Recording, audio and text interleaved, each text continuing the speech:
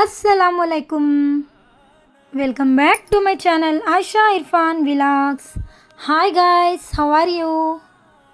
అందరికీ Sri Rama Navami శుభాకాంక్షలండి. Today special recipe ఒకటి చేస్తున్నాము, అదేంటో చూసేద్దామా? Let's go. రెసిపీ నేమ్ వచ్చి దమ్ కా ముర్గ్. కొత్తగా ఉంది కదా, మరి కావాల్సిన పదార్థాలు ఏంటో చూసేద్దామా? కమాన్.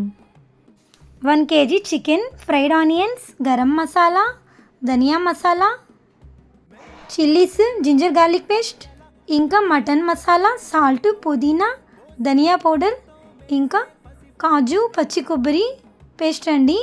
అన్నీ రెడీ చేసేసుకున్నాక మొత్తం తీసుకొని ఇట్లాగా చూడండి, ముందుగా ఒక దబరైతే తీసేసుకొని చికెన్ వేసేసుకొని మనం తీసుకున్న ఇంగ్రీడియంట్స్ అన్నీ వేసి కలిపేయడమేనండి.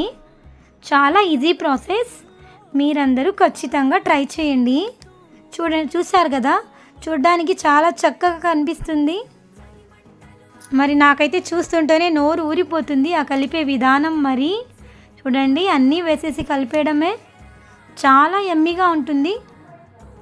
మనం అన్నీ అవి వేసి మిక్స్ చేసుకున్నప్పుడు కర్డ్ కూడా వేసుకుంటామండి.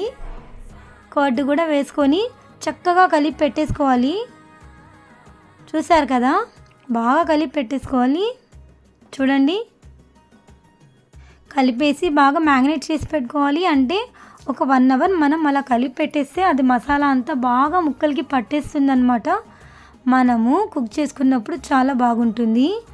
అది ఒక టేస్ట్ అనేది చాలా మనకి బాగా తెలుస్తుంది ఇట్లా కలిపి పెట్టేయడం వల్ల. ఒక 1 అవర్ రెస్ట్లో పెట్టేస్తే చూడండి ఎంత చక్కగా ఉందో, చూడడానికి అసలు కనుల పండగగా ఉంది.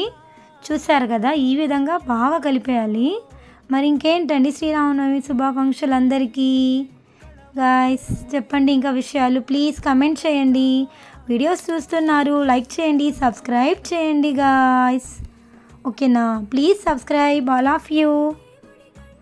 అందరూ మంచిగా కమెంట్ చేసేయండి. ఇంకో విషయం అండి, మనం అంతా కలిపాక గీ వేసుకుంటే చాలా టేస్ట్ కమ్మగా ఉంటుంది.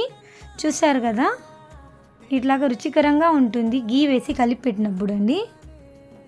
ఇంకేంటండి మరి కబుర్లు, చెప్పండి, కమెంట్ చేయండి. Please comment, like, share, subscribe. Next మనము కలిపేశాక ఇంకా స్టవ్ మీద పెట్టేసేయడమేనండి.